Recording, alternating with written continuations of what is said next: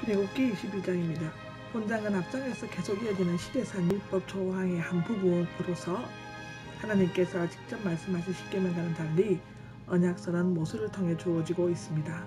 언약서 중에 앞장에서는 제사에 관한 규례를 다루었고 본장에서는 민사에 관한 규례들 중 특히 제5계명과 6계명에 적용된 민사적인 규례들, 노예법, 상해법, 배상법 등이 제시되고 있습니다.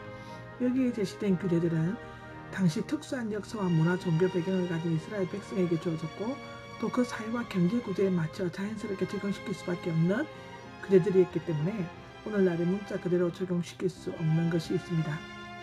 예를 들면 노예제도나 사형제도 등입니다.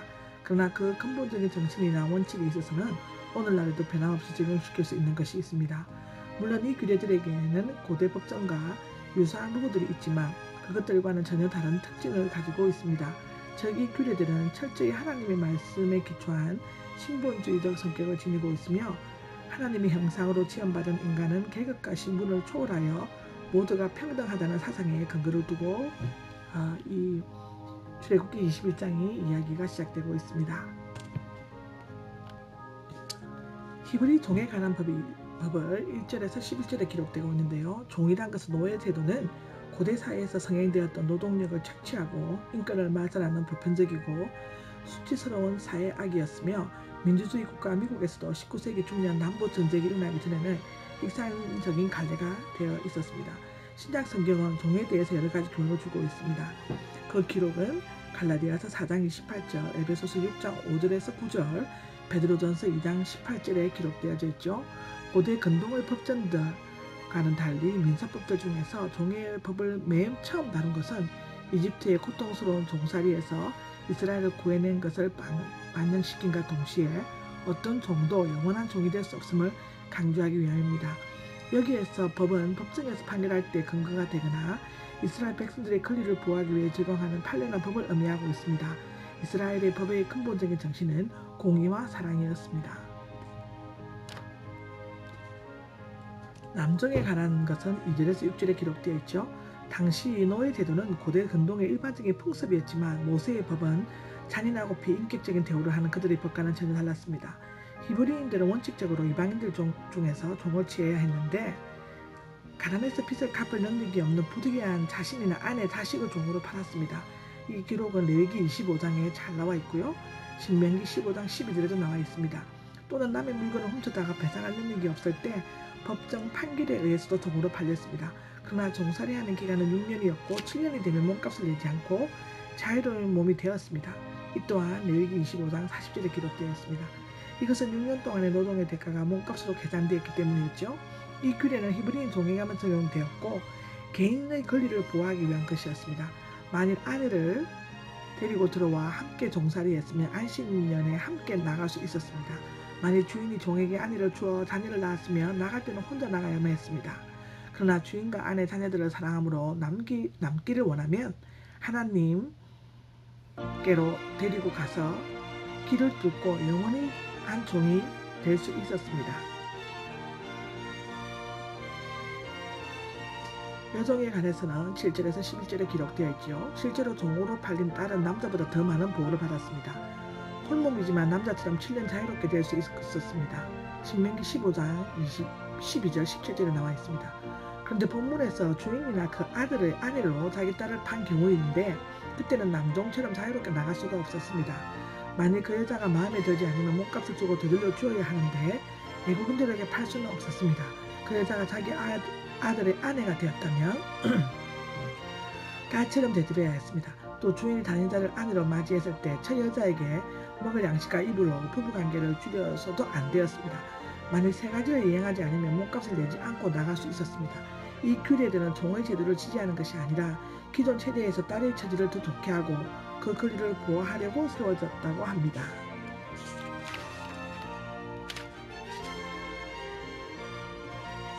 사형에 관한 법으로 12절에서 17절에 기록되어 있죠. 앞서 인권을 보호하는 법에 이어 인권과 질서를 파괴하는 각종 범죄에 대해서 처벌하는 법이 제시되고 있습니다. 사람을 때려 죽인 자, 살인은 하나님의 형상대로 지음을 받은 인간을 화가 나서 고의적으로 죽음으로써 생명의 주인 되신 하나님의 권한을 침해한 것으로 비록 재단에 있을지라도 잡아 끌어내어 죽여야 한다고 14절에 기록되어 있습니다. 그러나 고의성이 없이 실수로 또는 하나님의 심판을 대리자로 사람을 죽였을 경우는 도피성으로 비난함으로써 피해 보복을 막을 수가 있었습니다. 이 기록은 민수기 35장 11절에 나와 있죠. 요컨대 사형제도의 궁극적인 목적은 살인을 증벌하는 데 있는 것이 아니라 고의적인 살인자를 엄하게 증벌함으로써 다른 범죄를 예방하고 선한 영혼을 보호하려는 데 있었습니다.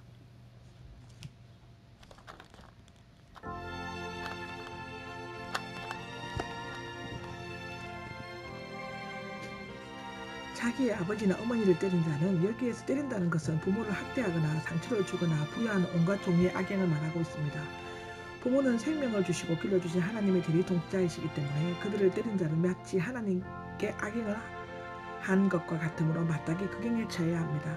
사람을 유기하여 팔거나 데리고 있는 자는 옛부터 사람을 유기하여 성매매나 노예로 파는 일이 많이 있어 왔습니다. 이런 자들은 남의 생명과 인생을 빼앗고 하나님의 형상대로 지음을 받은 인간의 권리와 자유를 훼손했기 때문에 마땅히 죽어야 한다고 창세기 37장 28절, 마태복음 26장 14절에서 26절에 기록되어져 있습니다.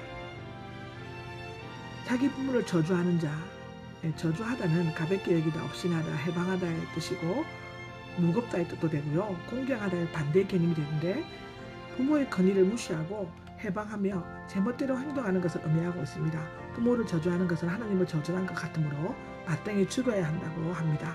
이 기록 또한 레위기 24장 16절에 기록되어져 있습니다. 피해 보상에 관한 법은 18절에서 36절까지 기록이 되어 있습니다. 여기에는 육체적인 손상을 가하거나 물질적으로 손해를 입힌 자에 대한 처벌 및 배상에 대해서 언급하고 있는데요. 눈은 눈으로, 이는 이로 갚는 소위 동해보복법의 원칙이 적용되고 있습니다. 이 법은 하나님의 엄격한 공의를 보여준과 동시에 더 큰 보복의 악순환을 막기 위한 것이었지만 실제로는 피가 피를 부르는 참혹한 결과가 되풀이되었습니다. 그러나 예수님께서는 악을 선으로 갚는 사랑과 희생의 법을 가르치셨습니다. 이거 기록은 마태복음 5장 38절에서 44절에 기록되어 있죠. 신체의 손상을 가한 경우 18절에서 32절에 기록되어 있는데 사람을 죽일 의도가 없이 돌이나 주먹으로 쳐서 상대방이 죽지 않고 일어나 지팡이를 짚고 다니게 되면 시간에 대해 손상을 배상하고 완전히 나을 때까지 보살펴 줘야 한다고 합니다. 주인이 남종이나 여종을 막대기로 때렸는데 죽으면 반드시 벌을 받아야 합니다. 그러나 하루 이틀 더 살게 되면 그것을 죽일 의도가 없이 징계하려다 생긴 것이므로 행위를 받지 않는다고 합니다. 그러나 종이 잃어 경제적 손실을 입게 됩니다. 사람이 싸우다가 임신한 여자를 다치겠다, 낙태를 했다면 재판관의 판결에 따라서 그 남편이 요구하는 대로 배상을 해야 한다고 22절에 기록되어져 있습니다. 그러나 여자가 다른 피해를 입었다면 동해보상법으로 갚아야 합니다. 주인이 남종이나 여종을 때려서 못쓰게 하거나 이를 부딪히게 되면 자유로운 몸으로 내보내야 한다고 16절, 27절에 기록되어져 있습니다. 이것은 당시 이웃 나라의 법과는 달리 종들의 인격적인 존중됨으로써 그것을 존중함을 보여주고 있습니다. 어떤 소가 남자나 여자를 들이받았다. 죽이면 그 소를 돌로 쳐 죽이고 고기를 먹지 말아야 하며 소 주인은 벌을 받지 않았습니다. 그러나 그 소가 들이받는 버릇이 있어 주인에게 경고했음에도 묶어두지 않았다면 게으름과 무관했기 때문에 비극이 일어난 것으로 보고 사람을 죽인 것에 대한 책임을 지고 소와 주인을 함께 죽여야 합니다. 그러나 죽임을 당한 가족들이 배상금을 요구해 오면 자신의 생명의 대가로 즉 자신의 살아남은 조건으로 다 지불해야 합니다. 죽임을 당한 자가 남자아이든지 여자아이든지 같은 배교가 적용되어야만 합니다. 소가 들이받아 죽인 남자 종이나 여종의 경우는 종의 주인은 은 30갤런을 주고 소는 돌로 쳐서 죽여야 합니다. 여기에서도 종의 인간적 존엄성이 인정되어 있습니다. 재산상의 손해를 입힐 경우는 앞에서 살인에 대한 신체성의 손상에 대한 제6계명을 충족시키는 것이라면 이 경우는 제8계명과 연관되어 있어야 한다고 말할 수 있습니다. 이 규례들에 의해 사유재산권이 인정되었으며 이 권리들이 침해되었을 때는 적절한 보상이 요구되었습니다. 어떤 사람이 구덩이를 팠어 덮지 않고 열어놓아 소나 나귀가 빠졌을 때는 그 주인에게 은으로 갚아주고 죽은 것은 주인이 되는 것입니다. 근동지방에는 물과 곡식을 저장하기 위해 구덩이를 파두는 일이 있었습니다. 어떤 사람의 소가 다른 사람의 소를 들이받다 죽게 했을 때는 산소와 죽은 소의 값을 각기 반씩 나누어야 한다고 35절에 기록되어져 있습니다. 그 소가 들이받는 버릇이 있음에도 알고도 묶어두지 않았다면 그 주인은 살아있는 소로 배상하고 죽은 소는 자신이 가져야 한다고 기록되어져 있습니다. 이 모든 것은 21장의 얘기입니다.